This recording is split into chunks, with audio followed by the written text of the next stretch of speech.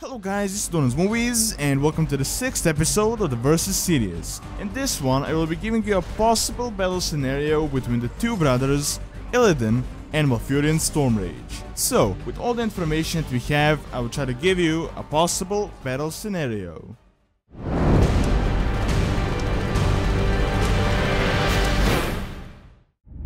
Betrayer.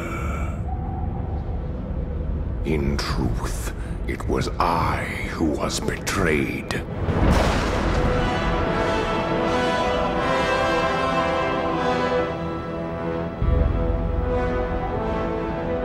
Still I am hunted. Still I am hated. Now my blind eyes see what others cannot.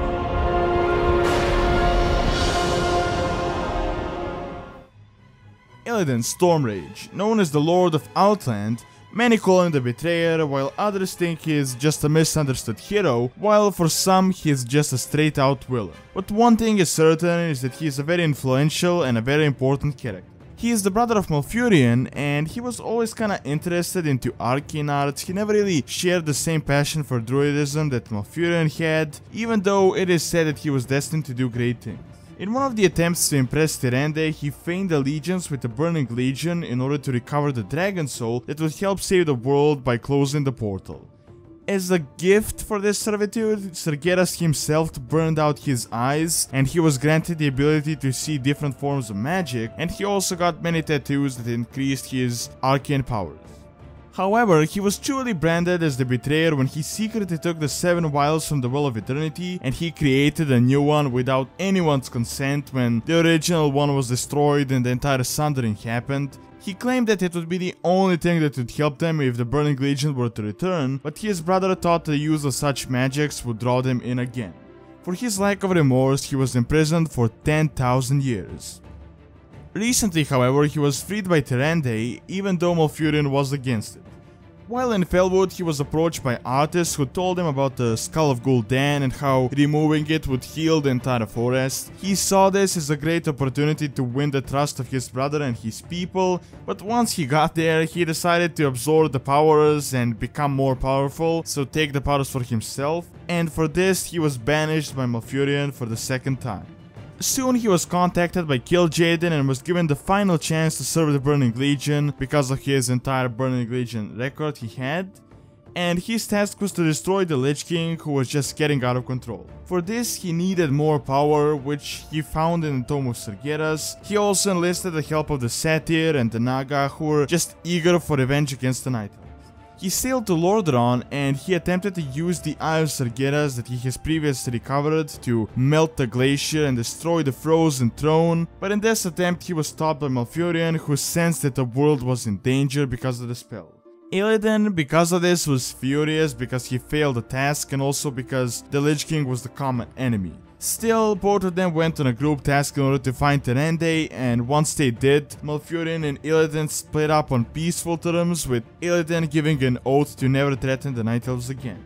After that, Illidan was on the run since he knew that Kil'jaeden was after him, and he fled to Outland, also known as the Broken World of Draenor.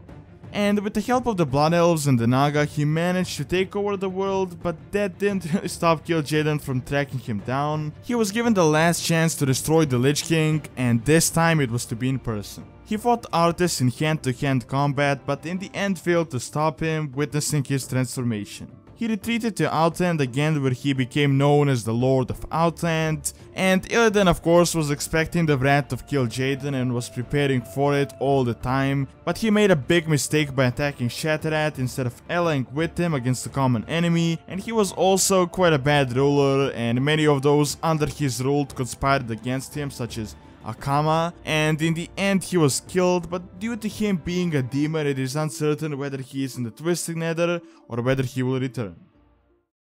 10,000 years ago, we Night Elves defeated the Burning Legion. Though the rest of the world was shattered, we were left free to live out our immortal lives in peace, bound to the World Tree. We are its protectors, and through it we were granted immortality and power over nature. Now, at last, It is time we gave that power back. You realize that we will age as these mortals do. Our powers over nature will wane in time. If pride gives us pause, my love, then perhaps we have lived long enough already. I will proceed to the summit and prepare our defenses there. Whatever comes, my love, remember, our bond is eternal. Malfurion Stormrage. The Archdruid, one of the first druids and one of the most influential Night Elves. He is considered to be the first druid taught directly by Cenarius the demigod, although it is currently debatable due to the entire Tauren theory. Unlike Illidan, who was kinda clumsy and impatient when it comes to druidism, Malfurion was a born talent and he had a great passion for the art. He was also the first one to notice the distance that Ashara had from the other Night Elves and her entire suspicious activity. Not long after, he proved to be right as she tried to summon Sargeras into the world, and just everything fell to chaos with the first Burning Legion invasion. Malfurion played a huge part in the War of the Ancients and the Sundering, and he was also there when Nordrassil, the World Tree, was created and when the Night Elves got their immortality. As a druid, he spent a long time in the Emerald Dream, but was abruptly awakened during the second invasion of the Burning Legion, and much of his story is what I already explained through Illidan, but unlike most people, he was aware that Archimonde wanted to drain the powers of the World Tree, and he was prepared for it. After saving the world of Azeroth with the sacrifice of the World Tree and the Night Elves' immortality, Malfurion returned once again to the Emerald Dream, but this time something happened and he kinda got trapped into it. In the meantime, some of the druids tried to plant another tree to grant him immortality called Teldrassil, and Malfurion disliked this act as he knew such a selfish idea would never work. It turned out he was stuck in the Emerald Nightmare, the corrupted area of the Emerald Dream. However, he did manage to stop it and free himself, and as soon as he has returned, he finally got married to Tyrande. But it wasn't exactly happily ever after, as the cataclysm soon happened and the shattering of the world, and Malfurion here played a huge role in restoring the lands and stopping the forces of the elemental lord Ragnaros. Currently he is in Darnassus and is also one of the Night Elven leaders and one of the strongest mortals on the world of Azeroth. So, if Illidan and Malfurion Stormrage fought in a duel, who would win? Illidan is a demon hunter, which is one of those like underground classes that are shunned by almost all societies, and the leader race of this class are the Night Elves, and Illidan is the most famous one. He actually got his eyes scorched out by Sargeras himself, which allowed him to sense the powers around him, and he was also given tattoos which increase his arcane power. During the Burning Legion invasion, he has killed the demon lord Azeroth, whom he took the blades from, and it is said that he trained an insane amount of time in order to master the use of such weird and unique weapons. In his life he had both the influence of druidism and the arcane, although he was always kinda leaning towards the latter, and later on even the use of demonic powers. In Warcraft 3 we have seen him fight Arthas, and for some reason he was kinda equally matched, which isn't really logical because Illidan is like 15,000 years old, and at the time Arthas was only around 20 years old. Now, my speculation here is that he has gotten really rusty by spending those like 10,000 years locked in like a dark cell, since that would definitely affect his combat skill. Later on, he had acquired the Skull of Gul'dan, which gave him immense power, rivaling some of the fiercest Burning Legion commanders. He was also under the possession of the Eye of Sargeras, which he used in the attempt to stop the Lich. Later on, as we have seen, he fought Arthas for the second time, but this time he actually lost. Some would say it was impossible since Arthas was weakened at the point and Illidan has gotten much stronger, but I would say there is a reason, because Arthas was so close to the Frozen Throne, so Ner'zhul gave him the last of his power in order for him to succeed. Also, it was explained in the novel that Illidan was like easily winning against Arthas, almost toying with him, but due to his cockiness and arrogance he got struck down by a very powerful blow that knocked him out. Another thing we also know is that he managed to defeat the Pit Lord Magteridon, although that is with the help of Kiltas and Lady Vash, but it is still quite a big achievement. In the meantime, as the Lord of Outland, he has gathered more power, and at the point of his death, he was kinda more of a demon than a Night Elf, which increased his powers greatly. But how would he fare in a duel against his brother, Malfurion? Malfurion is a droid, one of the first ones on the world of Azeroth, and speculated by many as one of the strongest mortals currently alive. And druidism is kinda similar to shamanism, yet it is so different because being a druid is not just simple bartering for favors, but instead keeping the balance of the world and the nature by doing many different selfless acts. Malfurion is known as the strongest druid and he has immense power over nature, meaning he can root, summon treants, cast storms, and all sorts of natural disasters.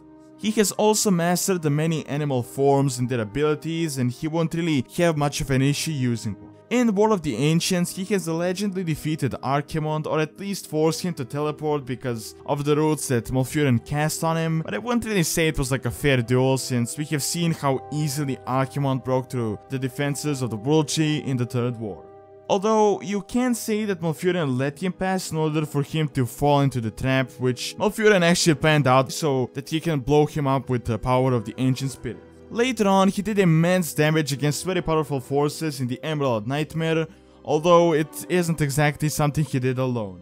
Also in Cataclysm, he led the charge against the Elemental Lord Ragnaros, who is also very powerful. So, if the two faced off in a duel, who would win? In my opinion, I honestly think it would be Malfurion. Now, it would be a very close battle, but Malfurion is currently extremely powerful and one of the strongest mortals, and even the mortal part is kinda debatable on the entire world of Azeroth. Honestly, this decision was really hard to make because before I would say Illidan would win in a heartbeat, but since there is a little thing called Richard Ainak in his writings, which pretty much turned Malfurion into like a mini-god, and with the current lore facts that we have about Malfurion, I definitely think that he would win. Now when it comes to hand-to-hand combat, Illidan obviously has the upper hand, but he is really no match for the powers that Malfurion can cast as a druid. But in the end, that is just my opinion. Now, I personally like Illidan a lot more than Malfurion as a character, but really going through his powers in the lore, I just had to choose Malfurion. But do leave your own thoughts on who you think would win, and also don't forget to like and subscribe, as it really helps out the channel and keeps all the videos going. And thanks a lot for taking your time out of your day to watch this video, and see you next time.